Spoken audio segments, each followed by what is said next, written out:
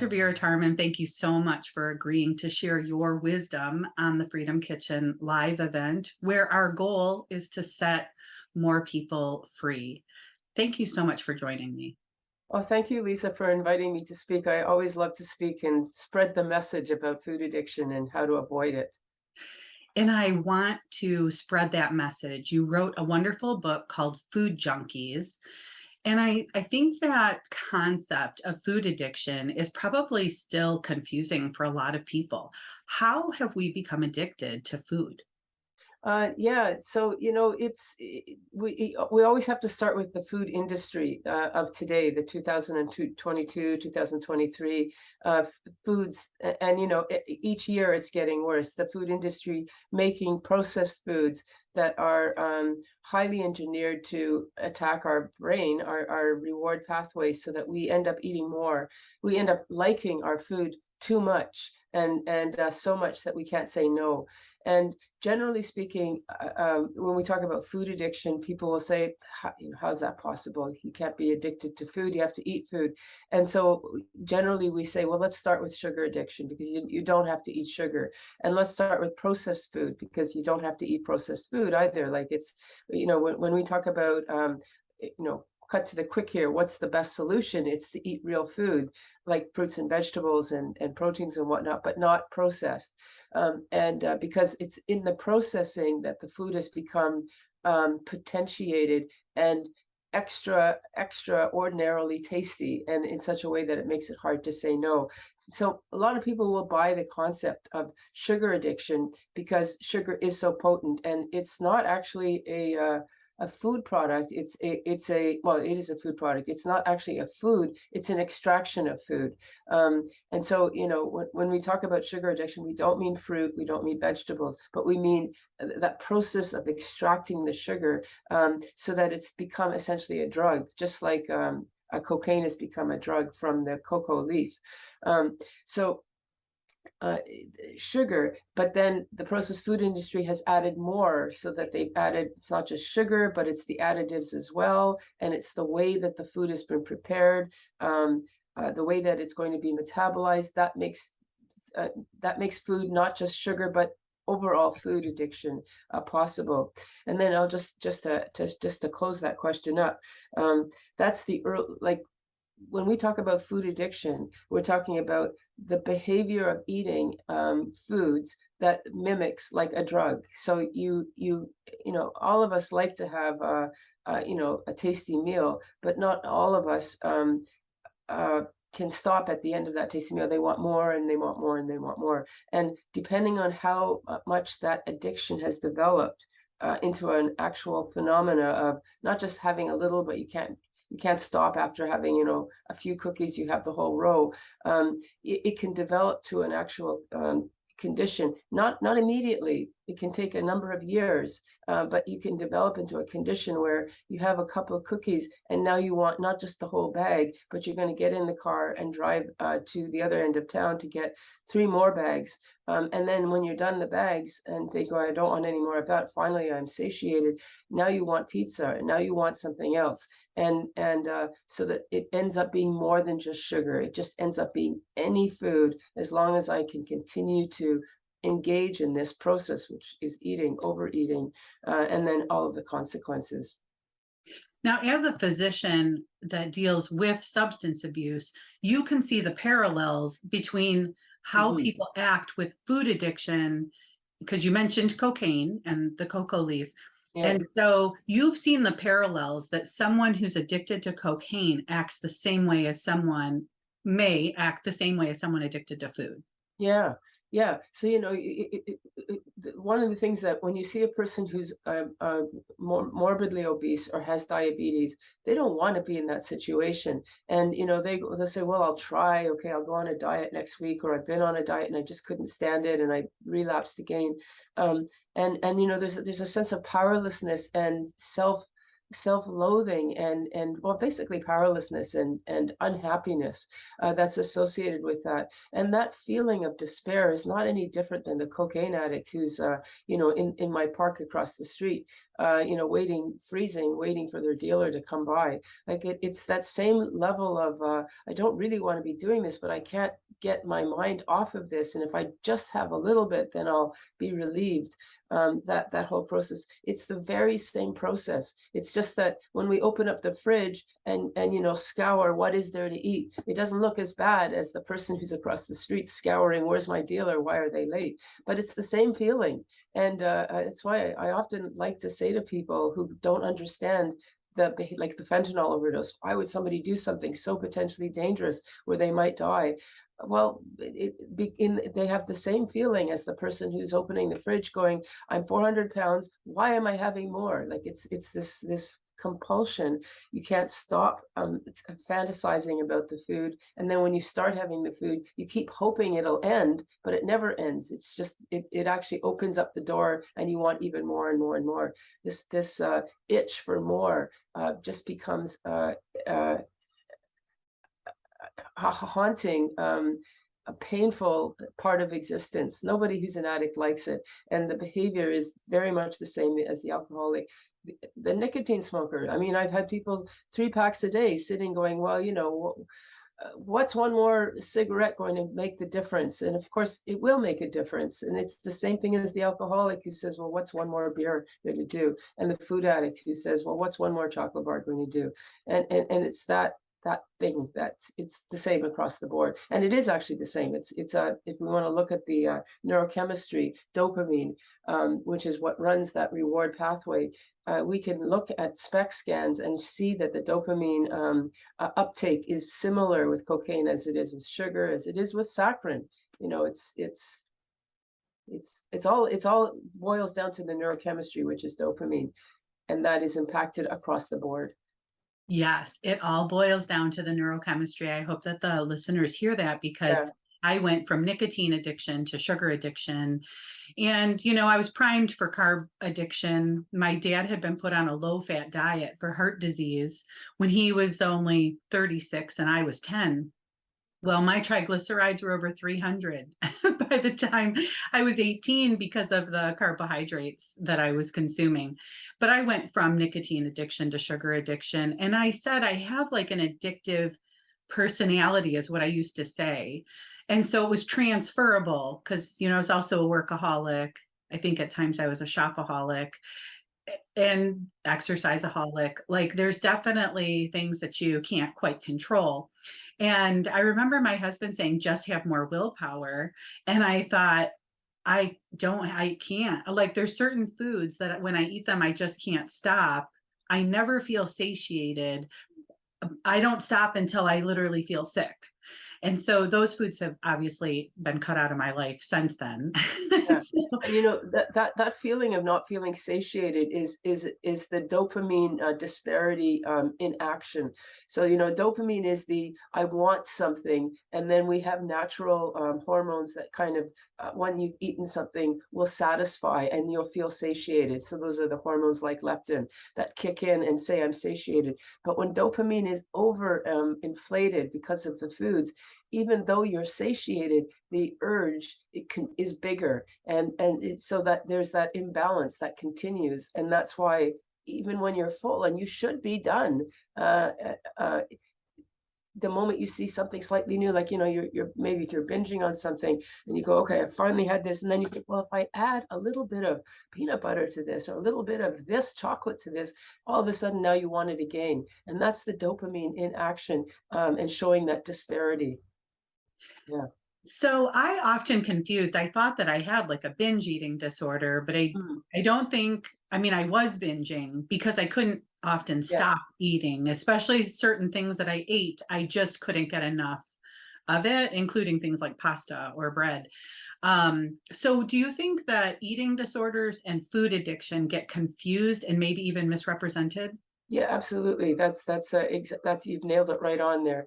So there's a fundamental difference. First of all, eating disorders has been acknowledged in the medical paradigm of treatment and a diagnosis, and so that's sort of the prevalent ideology. If you say that you have a problem with eating, then if you go to a doctor, they'll likely say, okay, maybe it's binge eating disorder, maybe it's bulimia, or maybe it's some kind of not otherwise specified, but still something like that. And that might be true. But one of the things that we've been saying in the food addiction world, and we're not acknowledged yet, this is the bane of this is our frustration, is that we're not acknowledged, partly because the eating disorder model has been the prevalent model and they dominate the medical scene. But anyway, they look the same. And the people in the DSM committee who had looked at our suggested, could we please add food addiction to the mental map of disordered eating? They said, well, how is it different than a binge disorder? Like you're eating too much, too quickly, all at once, and having all sorts of consequences. How is that different? But there's a fundamental difference, and it's not to say that eating disorder does not exist or that you can't have both at the same time. But there is a phenomena called food addiction that's different, and because they look the same, it's hard to see it initially. I mean, I think a lot of people intuitively know, but that's not good enough for a clinician. We want to have actual data, and the probably the simplest way to describe the differences is that an eating disorder is where a person is using their food or the comfort of food to deal with psychic distress, like emotional eating, or issues with trauma, or I can't cope with the moment, so I'm going to eat. But then, and so then the goal there is, don't focus on the food, focus on the psychic condition, heal that, and then the food will be okay. Whereas the food addict, it doesn't matter if they're psychically distressed or happy, or that isn't the phenomena that starts the whole cart going.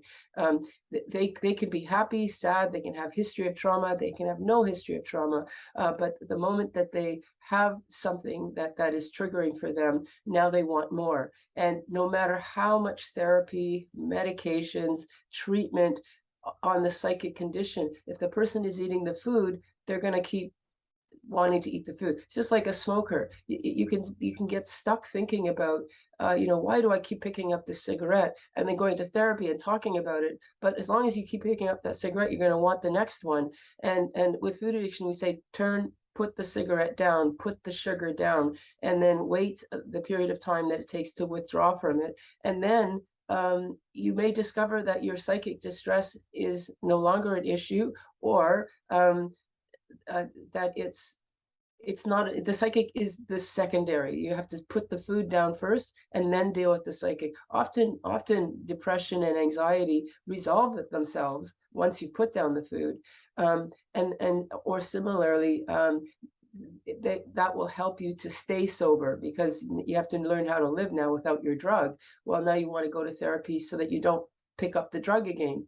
But you're not going to tell a cocaine addict or an alcoholic who's drunk in front of you, let's talk about your trauma. You're going to tell them to get sober first, because they need their wits about them. And you can be food drunk. You can go to a therapist with, having had a binge the night before, binging right in front of the therapist. You're food drunk and you're not capable of doing good therapy. So the fundamental difference is, one is psychic distress, that's the eating disorder, and food addiction, it's the food first. So what would you say to someone who says everything in moderation?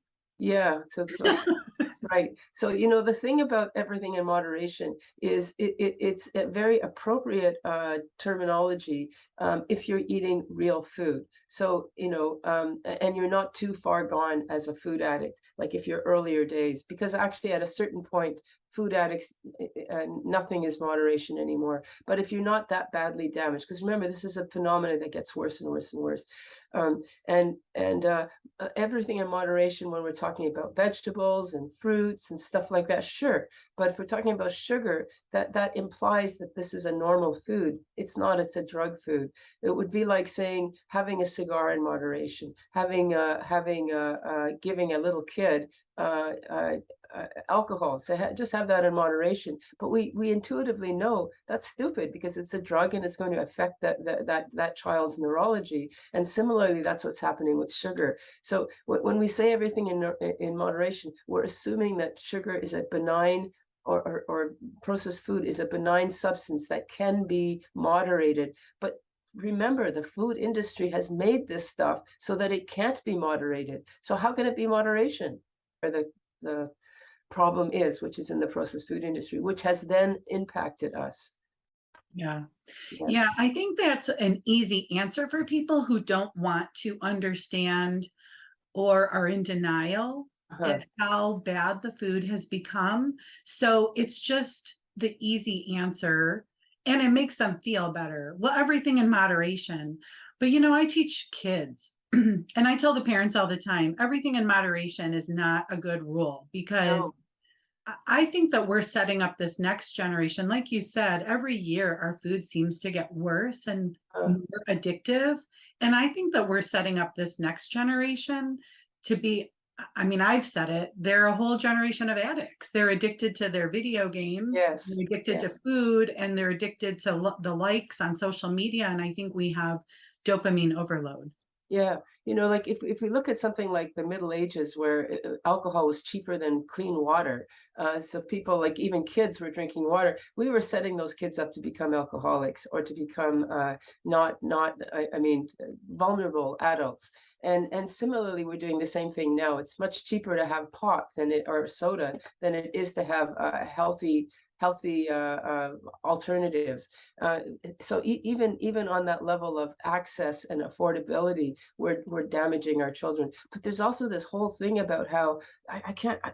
I still cannot understand this one, where parents think, well, if the child should decide themselves.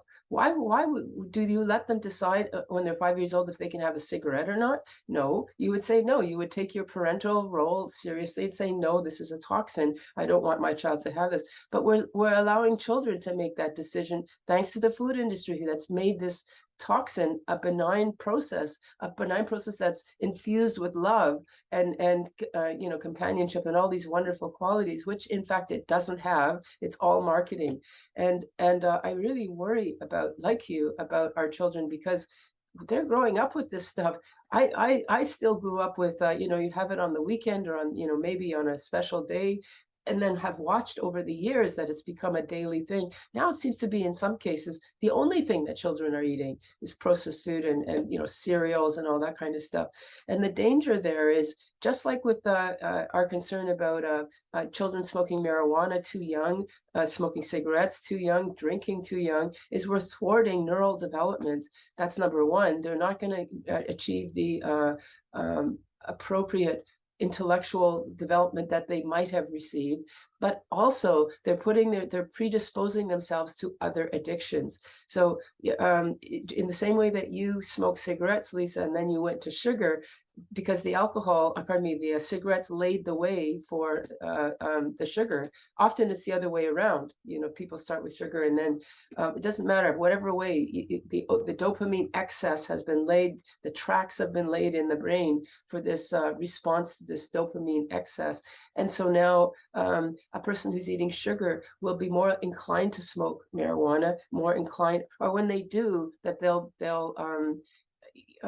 have a reaction to it that is more sticky, more attached, more likely to become addicted to cigarettes, to marijuana, to medications like stimulants, where people abuse their stimulants, and of course the other stuff like alcohol and cocaine.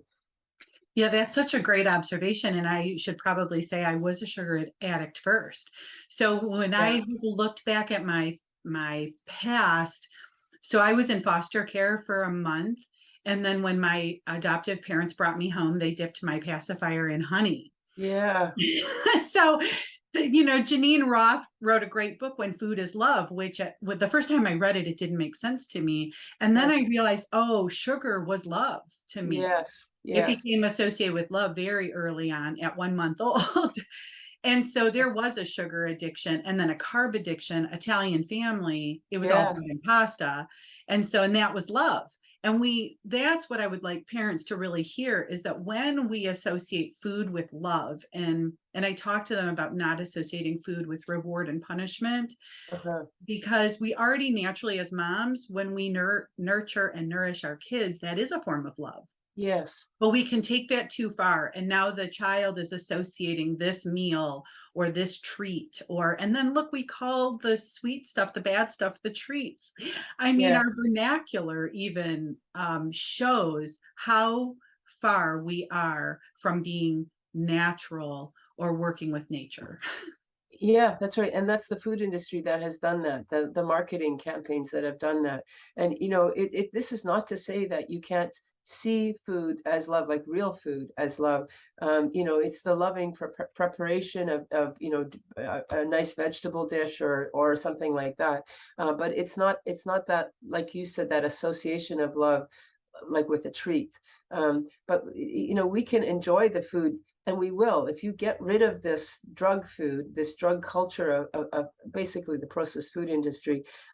It doesn't take that long, so we can talk about recovery in a second. But when you actually have achieved recovery, you will then enjoy foods the way they're meant to be enjoyed, which is, Lisa, you might make me a nice roasted cauliflower dish or something, and as company, and I appreciate the effort that you put into that. But when I'm done with the cauliflowers, I don't want more, and there isn't that. It's still pleasurable. It's still joyful. It's still a little bit of a sense of love or companionship, but it's not this fake stuff that has take, to, taken us over. Yeah. And you can't get there until you get rid of the sugar, because you got to get unhooked from the sugar before you can actually taste the pleasure of an apple, the pleasure of a beet, a roasted beet. Like, they're delicious. I wouldn't have known that when I was eating sugar. Right. Holy cow. I These things completely are so agree good. with you. I had no idea how good real food tasted Yeah. because of the palate fatigue that's caused by all of the Yes. processed food. I Yes. like that term, palate fatigue. That's exactly it. Yes. Yeah. So is recovery possible? Yes, it is. But recovery is possible. But you have to first of all buy into the concept that this is an addiction, and or addictive. You might actually not yet be have a full-blown addiction, but it's like if you start smoking cigarettes, you might not yet be a smoker, but you will be eventually. So it's if you stop, then it won't progress further. Wherever it is that you're progressed, if you're like a pack a day smoker, a pack a day, or a three pack a day uh, cookie thing or chocolate bar thing, or 3 bottle of pop a day, whatever that is, wherever it is. If you recognize, okay, this is an addiction, and apply the principles that addiction therapy will teach, which is what are the trigger foods that will inflame the dopamine response, which is that wanting, over the top wanting, and can I remove those trigger foods? Like, I'm going to quit smoking. I'm going to crave the cigarettes. I'm going to crave the sugar, if I quit eating sugar, and that might last a few weeks, but then it will pass. The neurology will resettle itself back to you minus that substance. So the alcoholic isn't thinking forever, oh my God, I want that alcohol, unless they're having a little bit here and there, or they're still living in a land of triggers or something like that. If you recognize this is a trigger, remove it. In other words, not moderation, but abstinence.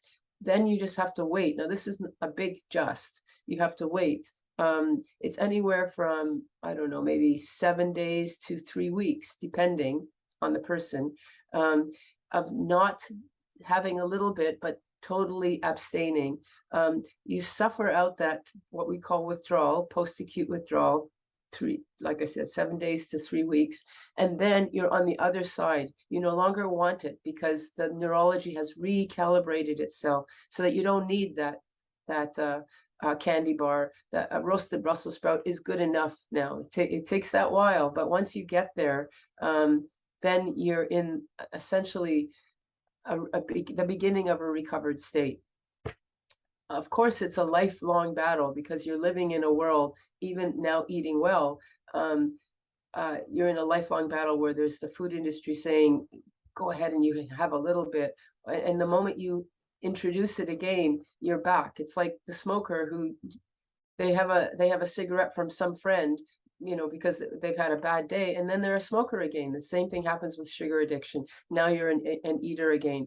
So the first piece about recovery is stop, get through that 3 weeks or so, and then the second piece of recovery is watch shows like Freedom Kitchen, watch sobriety, we call it food sobriety, just like alcohol sobriety, whatever.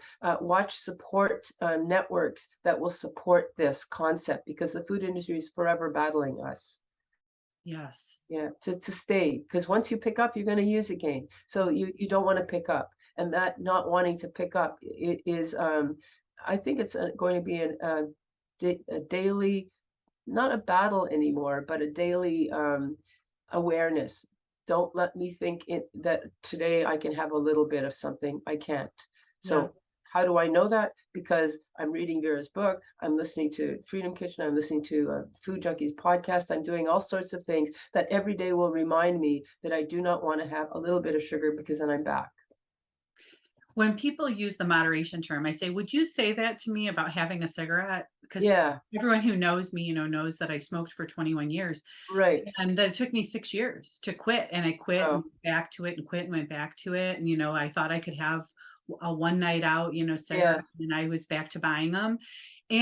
But yet we say that about food. And so yes, yeah, and so yes, I hear you, because everything that you're saying is exactly what I've lived. So yes, I hope that people really take this to heart, that you're yeah, a physician. You see many people who come into a detox center yeah, who have these similar traits, but yet we're beating ourselves up, especially on the food side. I mean, any addict, I have to believe, is beating themselves up yeah, because it's an internal struggle it to is. be addicted to a cigarette or be addicted to food, to Yes, be craving things and to feel out of control.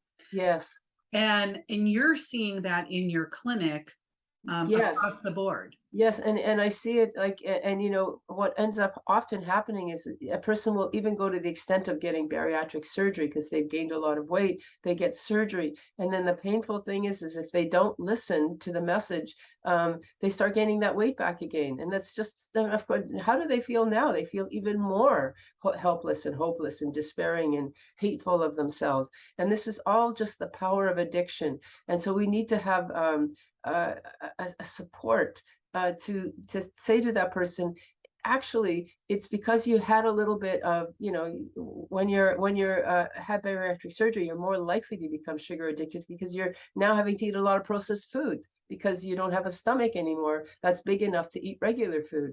And so you're more predisposed, and you just say, no, this is not you. It's something wrong with you. Well, it is something wrong with you, but not your mind. It's that now you're more predisposed to being addicted, and there's a solution. We just got to find out what those foods are that you're eating that are making the problem worse, and then you'll get rid of the obsession and the craving, and move back into a more peaceful place. Because we're always talking about, in the end, that it's not just food sobriety, it's food serenity.